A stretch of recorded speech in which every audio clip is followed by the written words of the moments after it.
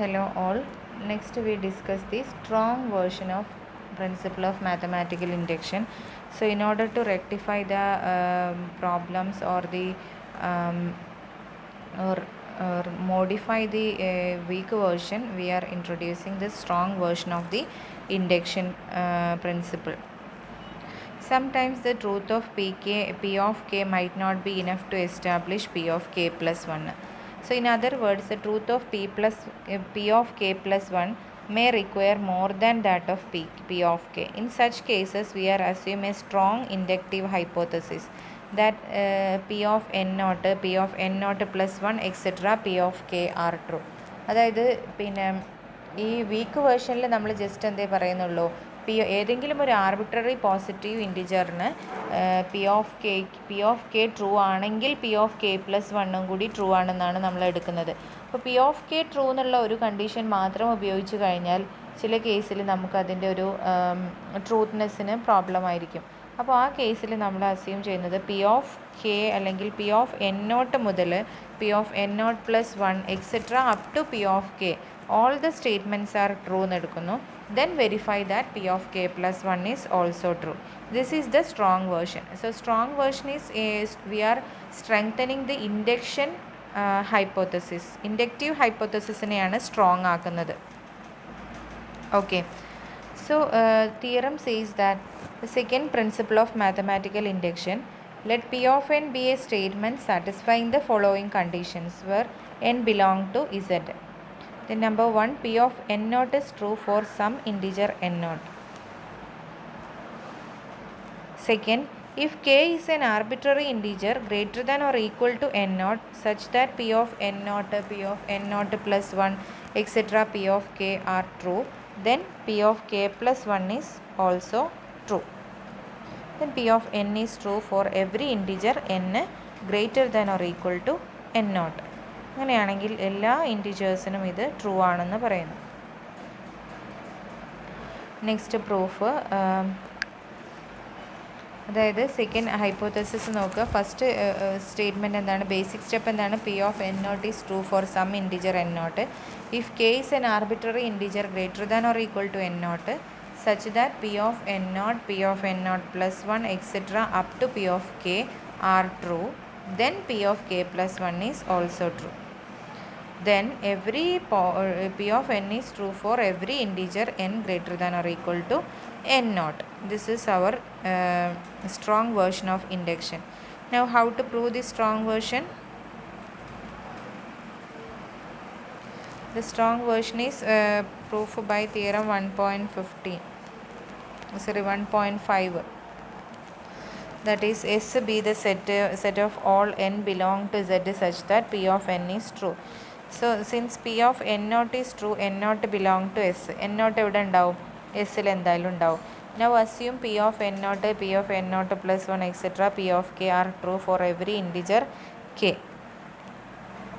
അപ്പോൾ n naught plus 1 etc. അതൊക്കെ എവിടെ ഉണ്ടാവും, അപ് ടു k വരെയുള്ള എല്ലാ ഇൻറ്റിജേഴ്സും എസ്സിലുണ്ട് എന്ന് കിട്ടി. സോ ബൈ കണ്ടീഷൻ 2 അതെല്ലാം ഉണ്ടെങ്കിൽ P of K plus one true ആണെന്ന് പറഞ്ഞിട്ടുണ്ട്. So k plus one also belong to S.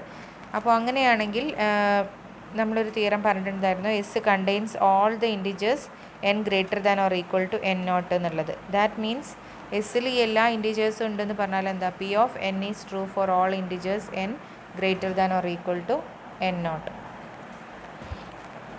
ഇപ്പോൾ തിയറം 1.5 വെച്ചിട്ടാണ് നമ്മളിത് പ്രൂവ് ചെയ്യുന്നത്. തിയറം 1.5 എന്നുള്ളത് 1.5 ഒരു ജനറലൈസ്ഡ് തിയറം നമ്മൾ പറഞ്ഞിട്ടുണ്ടായിരുന്നു എൻ നോട്ടിൻ്റെ കേസിൽ. This 1.6 theorem 1.5. Let n naught be a fixed integer, S be the set of integers satisfying the following conditions. n naught belong to S if k is an arbitrary integer greater than or equal to n naught such that k belong to S, then k plus 1 belong to S. Then S contains all integers greater than or equal to integers n greater than or equal to n naught. അപ്പോൾ ഇവിടെ നമ്മൾ ഉപയോഗിച്ചത് ആ ഒരു തിയറമാണ്. എങ്ങനെയാണ് ഉപയോഗിച്ചതെന്ന് വെച്ചാൽ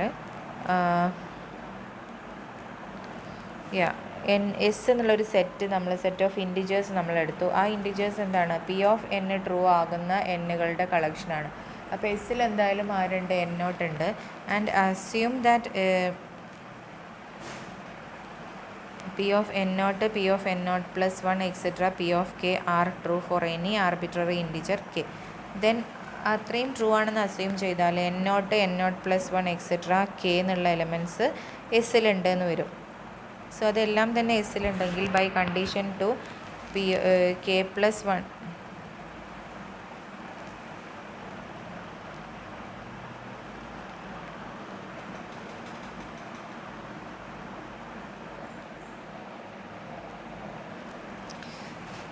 condition 2ൽ എന്താണ്, k plus 1 also belong to S എന്ന് വരും. So therefore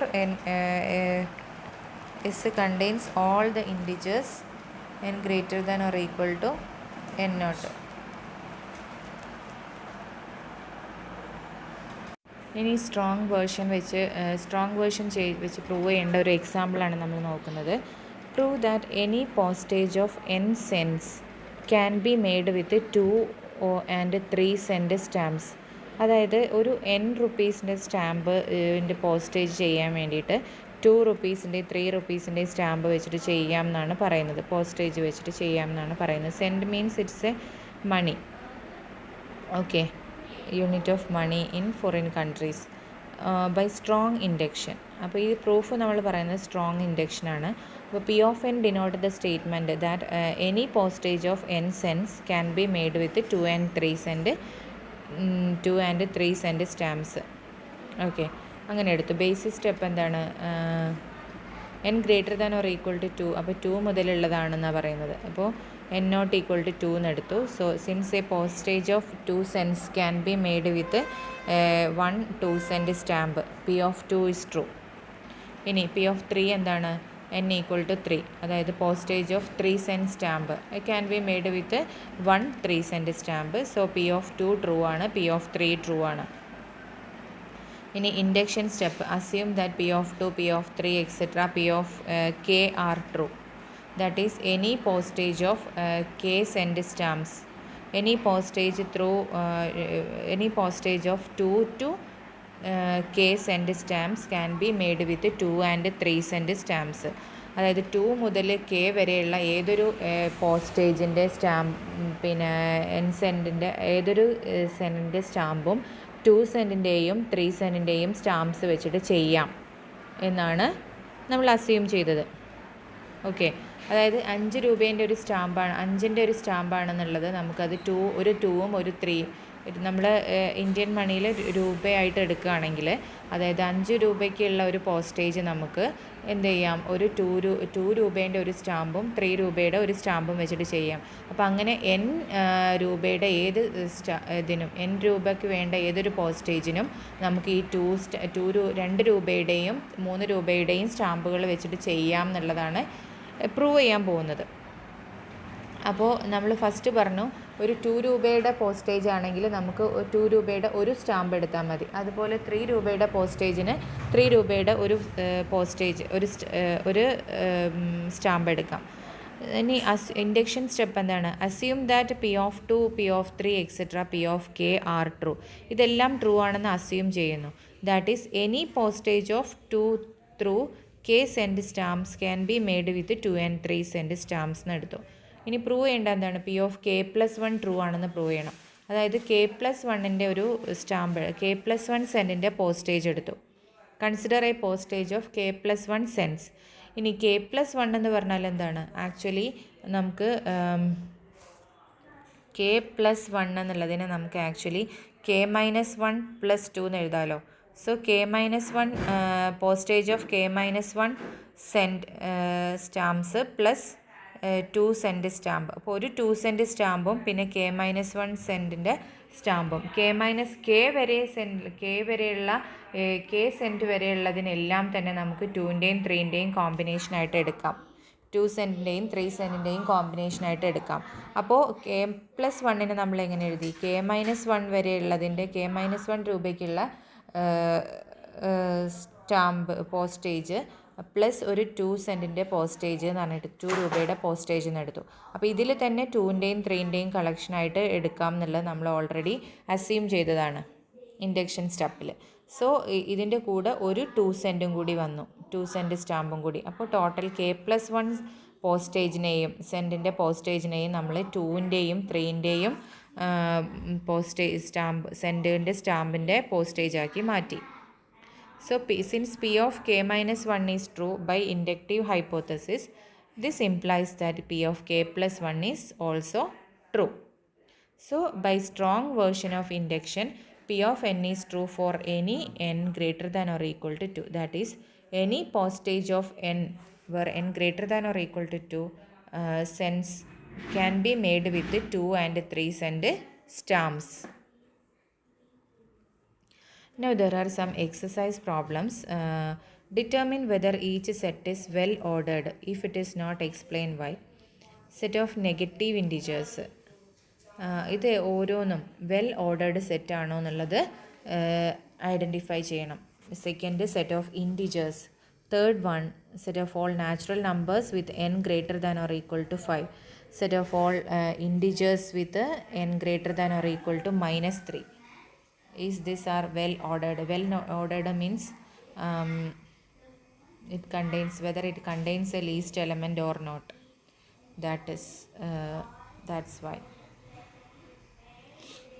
Now one more problem. Prove each statement.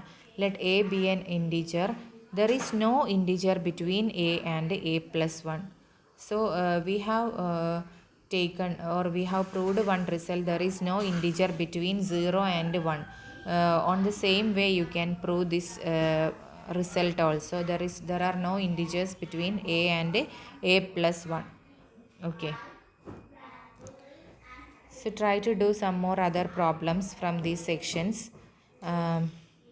Okay, let's stop here. Thank you.